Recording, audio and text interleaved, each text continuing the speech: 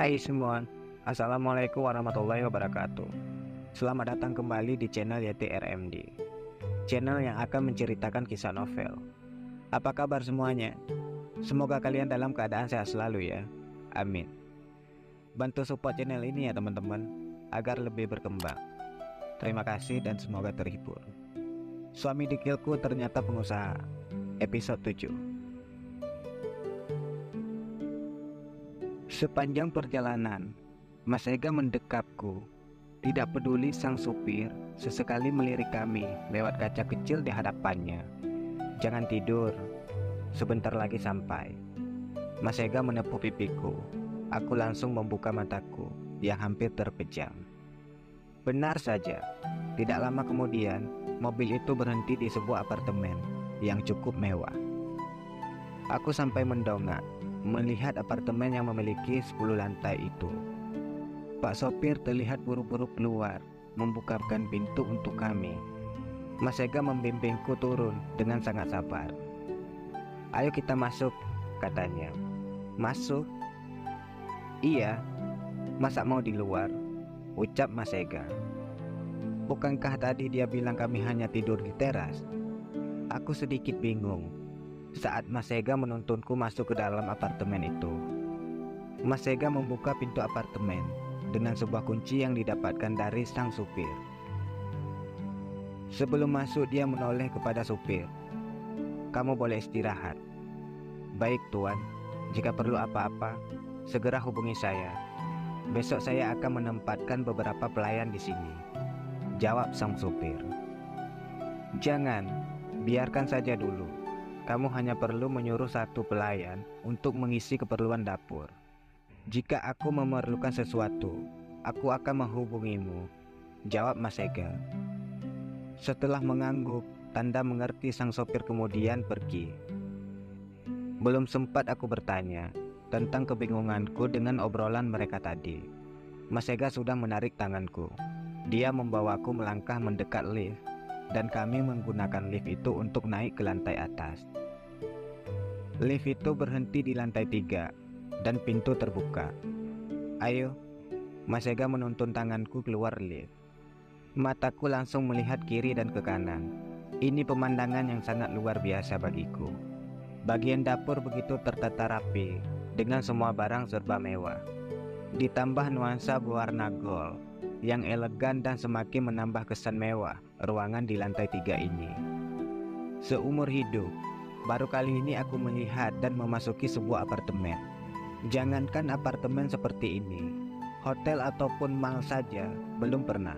Paling mentok ya ke pasar, itu pun untuk beli sayuran. Mas Ega berhenti di depan sebuah pintu. Namun belum sempat dia memutar kinok pintu, aku mencegah tangannya. "Mas, kenapa kita masuk kemari?" Mas Ega menoleh, menatap wajahku yang penuh kebingungan dari tadi. "Kita akan menempati kamar ini, Wulan." "Maksudnya?" "Katanya kita akan tidur di luar. Kok jadi menempati kamar ini? Nanti bos Mas Ega marah." "Yuk mas, kita keluar saja."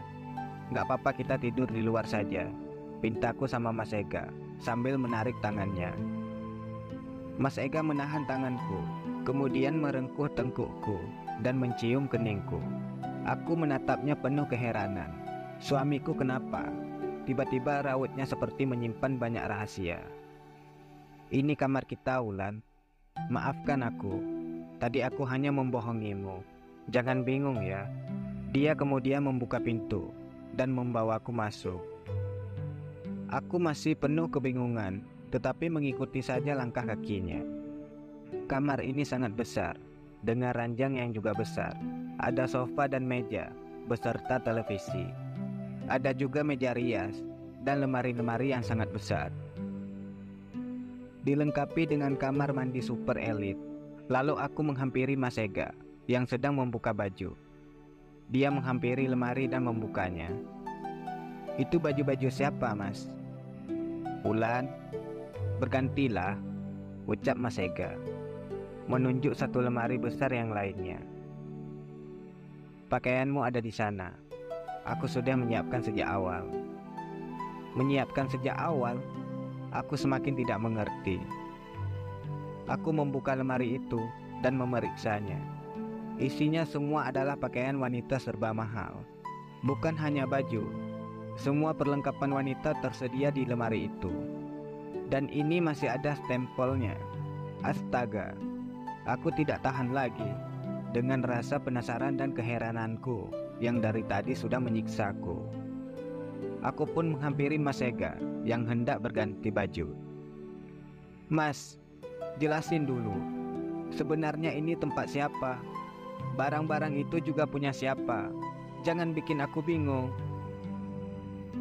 Mas Ega hanya tersenyum.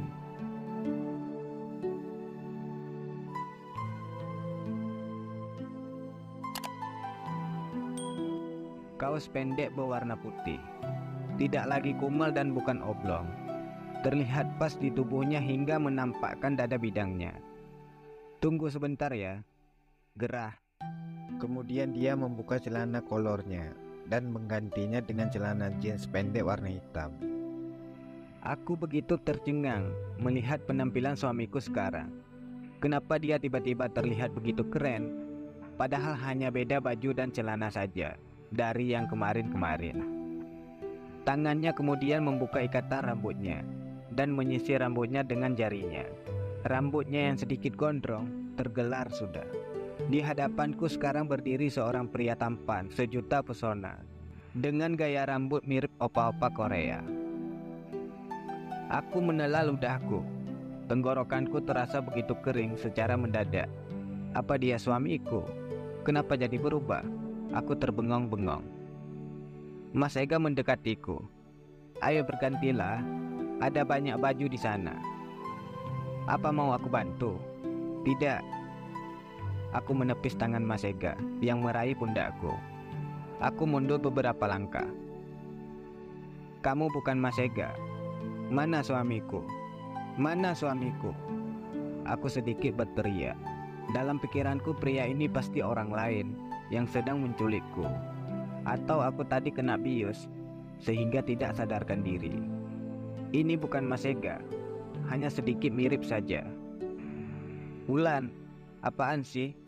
Mas Ega langsung menarik tanganku dengan kasar dan memelukku secara paksa. "Aku ini Mas Ega, suami kamu. Dari tadi keluar dari rumah ibu kan aku. Kamu ini..." Dia mencubit pipiku. Aku berontak dari pelukannya dan kembali menatap pria itu dari ujung kaki hingga rambutnya. Mas Ega terkikik kecil dan meraih karet. Dia mengikat kembali rambutnya. "Nih, Mas Ega kan?" Dia mendekatkan wajahnya.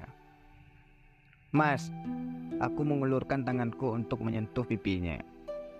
Mas Ega menangkap tanganku dan menciumnya beberapa kali. "Maafkan aku sudah membuatmu bingung." Kemudian dia meraih tubuhku dan memelukku lagi. "Apartemen ini adalah milikku, jadi milikmu juga, Wulan." Dia melepaskan pelukannya dan membawaku duduk di atas ranjang. "Sebenarnya aku tidak tinggal di sini. Rumahku masih lumayan jauh dari sini. Aku membeli apartemen ini sehari setelah menikahimu. Aku sengaja membelinya untuk hadiah pernikahan kita. Tapi aku belum memberitahumu karena tadinya aku ingin memberimu kejutan. Tapi karena tadi aku bingung mau mengajakmu kemana, ya sudah, aku bawa ke sini saja." Aku menoleh untuk mencari kepastian dari Mas Ega. Otakku masih terasa beku, belum bisa mencerna kenyataan ini. "Apartemen ini miliknya." "Mana mungkin, apa dia sedang membual?" "Mas, aku ini istrimu, tolong jujur padaku. Kalau hanya kuli, mana mungkin kamu bisa membeli apartemen seperti ini? Ini apartemen loh, bukan rumah susun." Iya, maafkan aku." Dia kembali memelukku. "Wulan kan selama ini tidak pernah bertanya apa pekerjaanku. Kamu hanya bertanya benarkah aku bekerja di bangunan." Aku jawab, "Ya begitulah. Kan aku memang bekerja di bangunan." "Tapi..." Mas Ega mengangkat daguku. Dia menatap kedua mataku. "Aku bukan sebagai kuli. Bangunan adalah bisnisku. Dan masih banyak bisnis lain lagi yang aku jalani. Jadi tidak usah khawatir. Aku mendapatkan apartemen ini dengan uang halal, hasil jerih payahku, hasil keringatku sendiri. Jawabnya, cukup membuatku tersentak namun lega. Jadi Mas Ega pembisnis? Tanyaku agar lebih jelas lagi. Iya begitulah kira-kira. Kamu membohongi keluargaku, Mas. Mas Ega kembali tersenyum. Tidak, dia menggeleng. Kan yang menyangka aku kuli, ibu kamu sendiri. Misal aku bilang kalau aku pengusaha atau pembisnis, memang mereka akan percaya begitu saja. Ya sudah, aku jadi diam saja, biar kalian tahu dengan sendirinya saja. Mendengar jawaban Mas Ega, aku jadi marah dan memukul-mukul tubuhnya. Mas Ega tertawa-tawa sambil menangkis pukulan brutalku. Tega kamu, Mas. Setiap hari aku menangis, menahan rasa sakit hati karena mereka selalu menghinamu, merendahkanmu, dan kamu dianggap babu. Coba saja kalau aku tahu bagaimana kamu yang sebenarnya. Mas Ega menangkap tanganku. Kamu mau apa? Kalau kamu tahu yang sebenarnya, aku akan sedikit sombong pada mereka, jawabku.